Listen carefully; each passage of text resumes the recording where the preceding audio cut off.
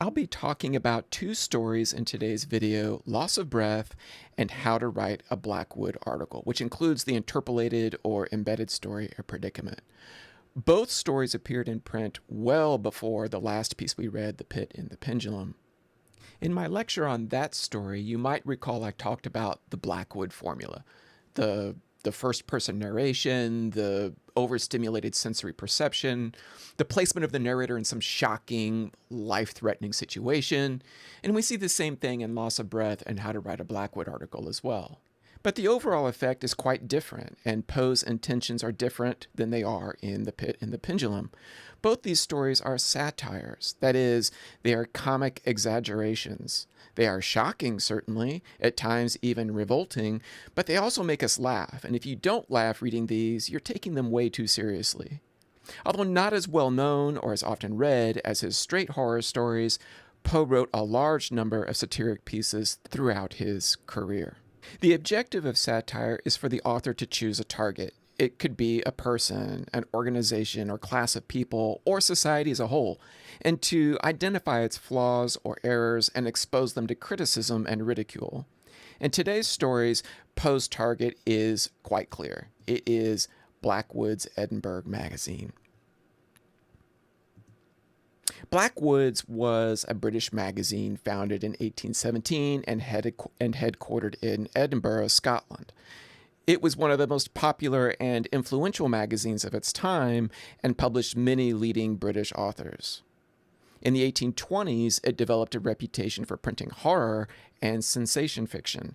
Poe tried, but never succeeded at having his stories printed in its pages. On the left here, you see a portrait of William Blackwood from around 1830. He's not the man you see on the title page of the magazine. That would be the 16th century Scottish humanist scholar George Buchanan. So we'll start with how to write a Blackwood article. When it first appeared in the pages of the American Museum, it had a different title, The Psyche Zenobia, which is the proper name of the story's narrator, incidentally one of Poe's few female narrators, who is more familiarly known by the name Sookie Snobbs. The interpolated story also appeared under a different title, The Scythe of Time.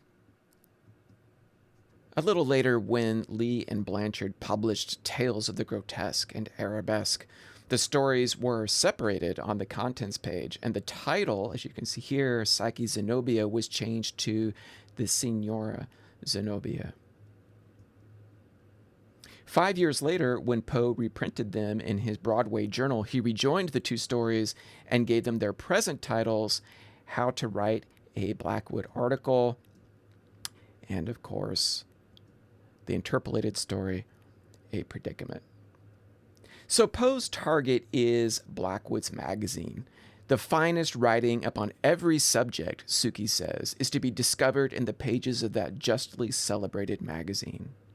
Sookie is the member of a Philadelphia literary club, and she's sent to Edinburgh to interview William Blackwood in person, and she refers to him as Mr. B. And she goes to learn the secrets of the Blackwood method of writing articles or stories. And she calls these stories bizarreries or intensities, sensation stories. Several of the stories mentioned by title on pages 176 and 177 actually appeared in Blackwood's magazine. Blackwood's presentation of his storytelling method can be divided into four areas: sensationalism, what I call the fix, the tone, and finally, the last one, erudition. The first two of these are rather straightforward and were touched on in my last lecture on The Pit and the Pendulum. Sensationalism, the emphasis on intense sensory experience and perceptual excitation. Should you ever be drowned or hung, Mr. B tells her, be sure and make a note of your sensations. As for the fix, this is the shocking, frequently appalling, always life-threatening situation that drives the narrative of a Blackwood story. Get yourself into such a scrape, he counsels Suki, as no one ever got into before. He then gives her a short list of possibilities like getting stuck in a chimney or tumbling out of the basket of a hot air balloon. At the end of their interview, he suggests that Suki write about the experience of being attacked by dogs. In fact, he's like, hey, Tommy, Dick, get the dogs. She declines his offer and instead writes a story about getting her head stuck in the mechanism of a clock and having her head chopped off.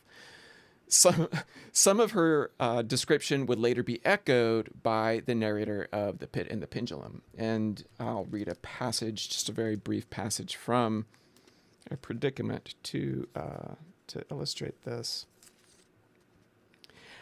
I perceived, to my extreme horror, that the huge, glittering, scimitar-like minute hand of the clock had, in the course of its hourly revolution, descended upon my neck.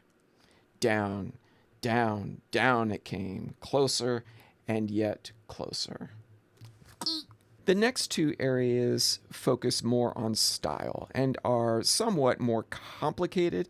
I'm not going to spend much time here defining them. You're going to do that in your homework assignment or drawing connections to Suki Snobbs' hilarious attempt to apply the method in her own story, A Predicament. You'll be doing that in your homework as well, but I will provide an outline to guide you. He spends a great deal of time describing the tone or manner of narration, as he says, appropriate to the Blackwood method of writing. Actually, he identifies a great many different types of tone. For some of them, he provides a definition and gives examples, and I want you to focus on 4 in particular. There's the tone laconic, that's on page 177. There's the elevated tone, that's also on page 177. The metaphysical on page 178. The transcendental, which starts on page 178 and carries over to 179. And then finally, the heterogeneous on page 179, which he says is merely a judicious mixture in equal proportions of all the other tones. And this is what Suki attempts to accomplish in her story, she later tells us. The final aspect of the Blackwood method is erudition, which Blackwood divides into 2 categories. Piquant facts. This has to do with esoteric or exotic allusions to knowledge that the average reader doesn't possess. And then piquant expressions, which is on page 180. And this requires the writer to allude to literary works in foreign or ancient languages. And the more obscure these allusions are, the better. Again, I will leave it to you to review his definitions and examples and then hunt down a few of them in A Predicament. Your homework assignment will also require you to look closely at the stylistic features of loss of breath. This is a story that Poe wrote 4 to 5 years before How to Write a Blackwood Article. And chronologically, it is the earliest of Poe's stories we're reading in this class. When he printed it in the Southern Literary Messenger in 1835, the subtitle of the story, A Tale a la Blackwood, made his satirical intent explicit to the reader, but the story had originally appeared in a much shorter form and under the title Decided Loss in the Philadelphia Saturday Courier in 1832. It's a weird story, very bizarre, and as is the case in Suki Snobbs' Predicament, it's hard for the reader to take the horrific details seriously because they're so patently ridiculous. The narrator, Mr. Lack-a-Breath, has an argument with his wife, loses his breath somehow, and along with it his voice. He goes looking for it, is taken to be a corpse and dissected by medical men, and later mistaken for a criminal, hanged, and entombed alive, all of which is described in the Blackwoods style, of course. Besides the Blackwoods elements in the story, several important themes emerge that will factor in many of Poe's later writings. So it's worth mentioning them here. There's metaphysical thinking,